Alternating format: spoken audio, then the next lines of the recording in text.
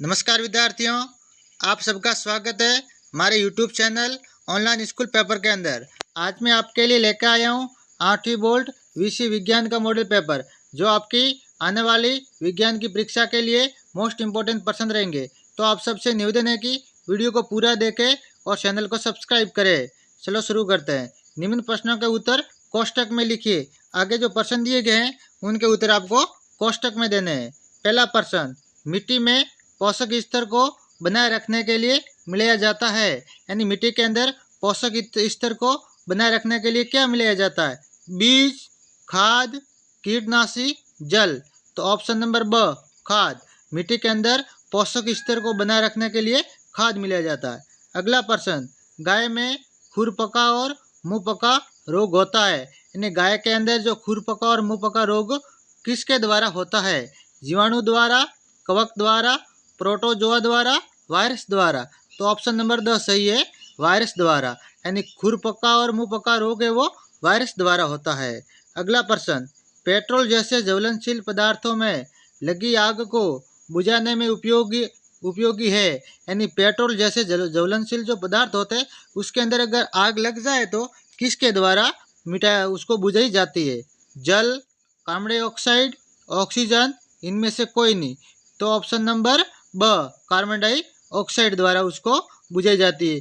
Petrol जैसे ज्वलनशील पदार्थ के अंदर अगर आग लग जाए तो कार्बन डाइऑक्साइड द्वारा उसे बुझाई जाती है। आप सबसे निवेदन है कि वीडियो को पूरा देखें और चैनल को सब्सक्राइब करें। ये मोस्ट इंपोर्टेंट प्रश्न उत्तर रहने वाला है आपके लिए।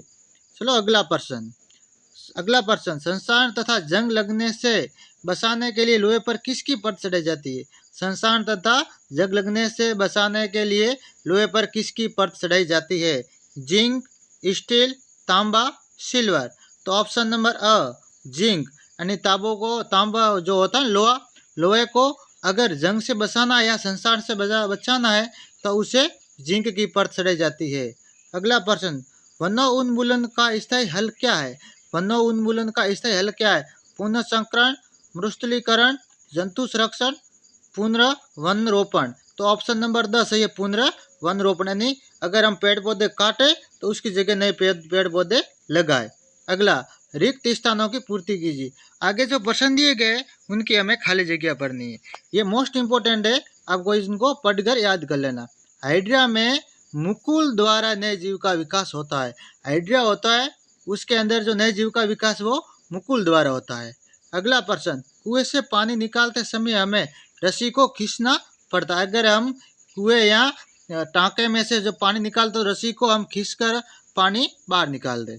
किसी पृष्ठ को रुक्ष बनाकर घर्षण बढ़ाया जा सकता है। किसी पृष्ठ को रुक्ष बनाकर उसका घर्षण है वो बढ़ाया जा सकता है। आवर्ती का मात्रक हर्ट्ज है, यानी आवर्ती का मात्रक क्या है? हर्ट्ज। अगला प्रश्न, भूपट्टी के भीतर गहराई में विक्षोभ का कारण, यानी भूपट्टी के भीतर गहराई में विक्षोभ के कारण भूकंप आते हैं। यानी पृथ्वी के अंदर गहराई के अंदर जो विक्षोभ होता है उसके कारण भूकंप आते हैं। ये मोस्ट इंपोर्टेंट प्रश्न है, आपको याद कर लेना है और वीडियो को अपने दोस्तों को शेयर करो ताकि उनके भी काम आए। अगला प्रश्न, निम्न प्रश्नों के उत्तर लिखिए, यानी आगे जो प्रश्न है उनके हमें उत्तर लिखने। पहला प्रश्न, जो दो जीवाश्म ईंधन के नाम लिखिए। दो जीवाश्म ईंधन के नाम, कोयला और पेट्रोलियम। कोयला और पेट्रोलियम। अगला, अम्ल वर्षा के लिए उत्तरदायी दो गैसों के नाम। अम्लीय वर्षा कौन सी गैस के कारण होती है? सल्फर डाइऑक्साइड और नाइट्रोजन डाइऑक्साइड। सल्फर डाइऑक्साइड और नाइट्रोजन डाइऑक्साइड।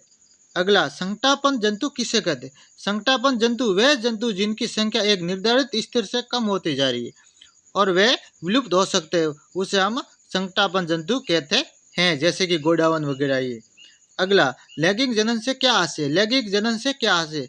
लैंगिक जनन, इसमें नर तथा मादा युग्मक का संलयन होता है, उसे हम लैंगिक, यानी ऐसा जनन जिसमें माता नर और मादा दोनों हो। ठीक है, ये मोस्ट इंपोर्टेंट प्रश्न है, आपको याद कर लेना है। आगे, किशोरावस्था को परिभाषित कीजिए। किशोरावस्था को परिभाषित कीजिए। तो किशोरावस्था जीवन काल की वह अवधि जब शरीर में ऐसे परिवर्तन होते हैं जिसके परिणाम स्वरूप जनन परिपक्वता आती है, किशोरावस्था कहलाती है। ये अवस्था 11 की आयु से प्रारंभ होकर 18-19 वर्ष तक होती है, यानी 11 से 18 वर्ष या 19 वर्ष की आयु को हम किशोरावस्था कहते हैं। इसके अंदर आवाज़ बड़ी होना, दाढ़ी मूंछ आना, ये इनके कुछ उदाहरण है। ये मोस्ट इम्पोर्टेंट प्रश्न है। अगर यदि गेहूं को खरीफ ऋतु में उगाया जाए तो क्या होगा, सर्षा कीजिए। अगर गेहूं को खरीफ ऋतु के अंदर, खरीफ मतलब वर्षा ऋतु के अंदर अगर उगाया जाए तो क्या होगा। यदि गेहूं को खरीफ ऋतु में उगाया जाए तो वे नहीं उगेंगे, क्योंकि उन्हें उगने के लिए अधिक जल की आवश्यकता नहीं होती। वर्षा ऋतु में जल की प्रचुरता में बीज नष्ट हो जाता है, यानी गेहूं को ज़्यादा पानी की आवश्यकता नहीं होती है, और वर्षा का पानी तो अनंत होता है, इस कारण वो उगेंगे नहीं, उनके बीज वो नष्ट हो जाएंगे। अगला, खरपतवार क्या है।